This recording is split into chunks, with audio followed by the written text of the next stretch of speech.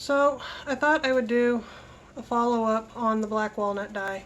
This angle is very unflattering. I'm severely anemic and this is showing it more than I like. This is the results of the hair dyeing.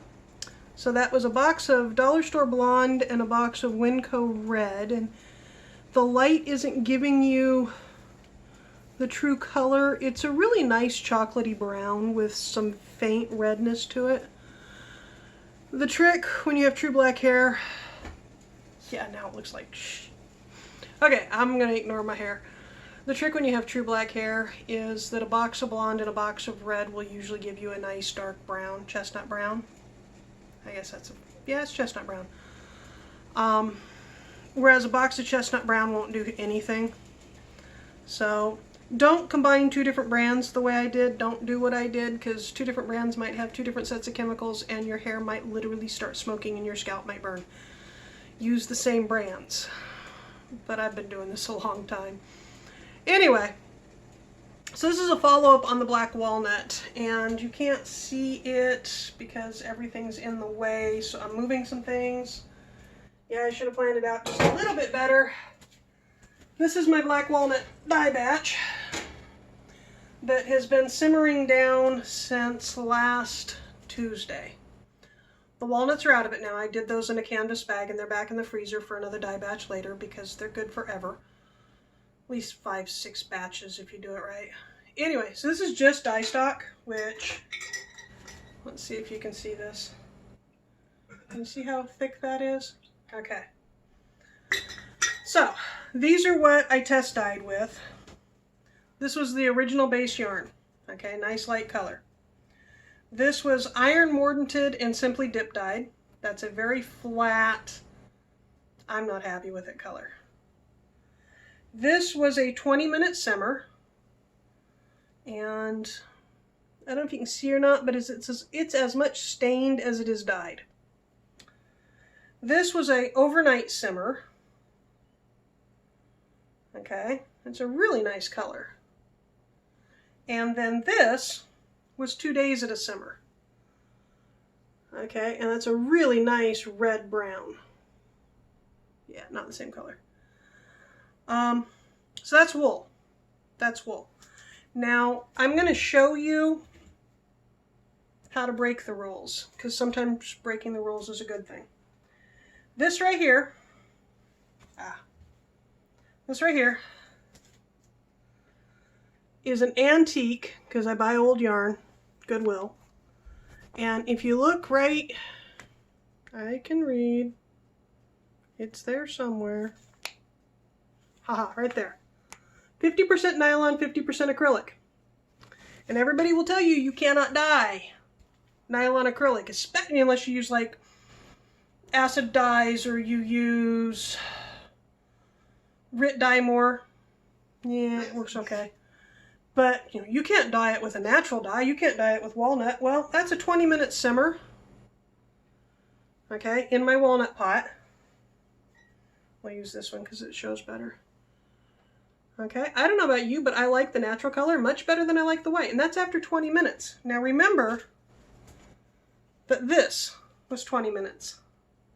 Not that much of a difference, technically.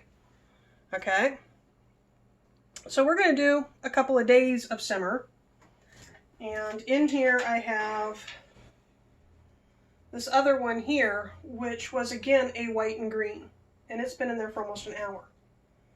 Okay. So, other thing they tell you is don't put fiber in dry, because it'll uptake unevenly. I like uneven. I like that mottled. I put stuff in dry all the time, and if your water is warm, you can't see there, but it's going down just fine. I'm halfway to putting my fingers in. It takes a couple of minutes, and it breaks the surface temperature, tension, and it goes in. Okay, it goes in just fine. And it releases the air, and you don't get air bubbles. Okay, because of the way it's going in, the air just goes out. So you can dye with dry fiber. I do it all the time. Now, having put that in there, it's already stained. Okay, that stain, here I'll show you. Maybe I'll show you. Let's see. Okay, I have hot water for my coffee. Okay, so this just went in. Now watch how much color remains. Very little. But there is color behind. There is color that remained. Can you see that on the camera? I think you can see that on the camera. It's a shade darker already. It's not brilliant white. Okay, so that's that. The next thing, they tell you not to put this in because the inside won't dye the same as the outside. They're right, the inside won't dye the same as the outside. You can still put it in. Dry it on a heating register. It's polyester nylon-y stuff, so it's not going to mold. There's no fear of that. But do you see how easy that went in and how it just releases the air as it goes in? So you're not fighting with it. Okay? Now, this was originally dyed the same way, in a skein. It was in a baby yarn skein.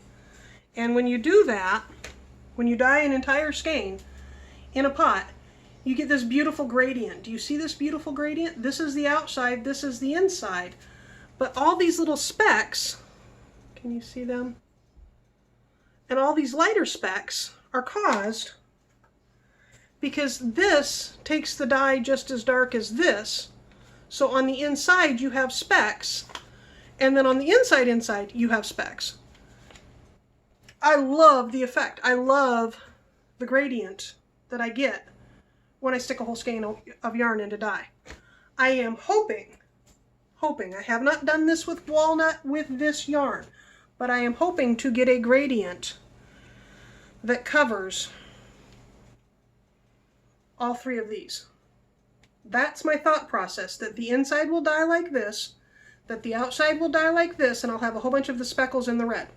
That's my thought process. It will obviously dye fainter, but it'll dye.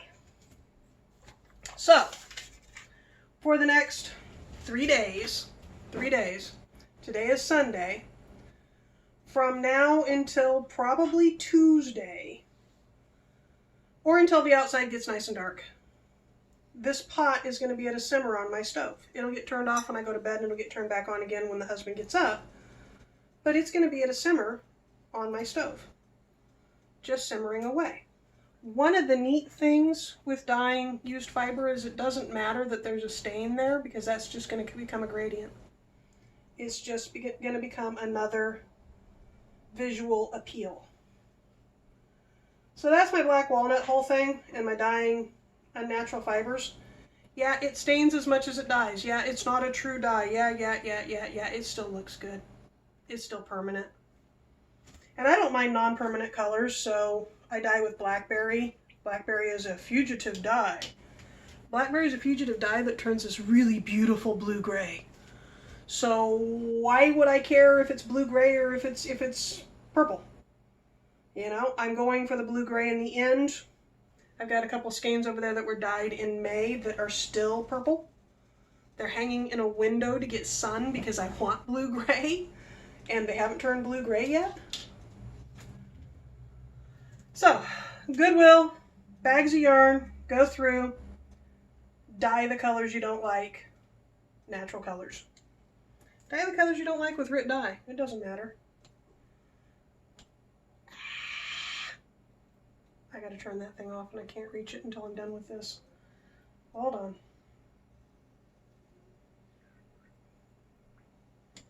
So it is looking like the color will be something like that. So it's a mauve brown. I can't lift that out and bring it over to you because it's heavy. But it's looking like it's going to be a mauve brown. My dye pot is not overloaded. Don't tell me my dye pot's overloaded. I got to get one more skein in there. So over here, hold on. Where did it go? There it is. Ow, ow, ow, ow. So this was in the dye pot. This yarn was a tie-off on my bag for my walnuts. And yeah, I can go down there. It's nylon, and it was a pink nylon, and it dyed a nice brown. So, and that was 4 days of simmer in the dye pot. So what I'm going to do is I'm going to turn this off, and 4 days from now, I'm not going to post this, and 4 days from now, I will post the reveal on these, taking them out of the pot and washing them in the bathroom sink. If the dye pot clears before 4 days, then obviously I'm done. But I'm thinking I can get 4 days out of this. The dye pot's too full. The dye pot is too full. There's room. There's got to be room. Got to get them all underwater. There, see, the dye pot is not too full. I'll just have to go along and poke occasionally. Okay, so 4 days from now I will come back and I will do a video of taking them out of the dye pot and washing them in the sink so you can see how much color stayed. And you'll see the before and after. I don't have an editing software, so I can't combine the two videos. So it'll be part 1 and part 2. So I'll see you in part 2. Bye-bye.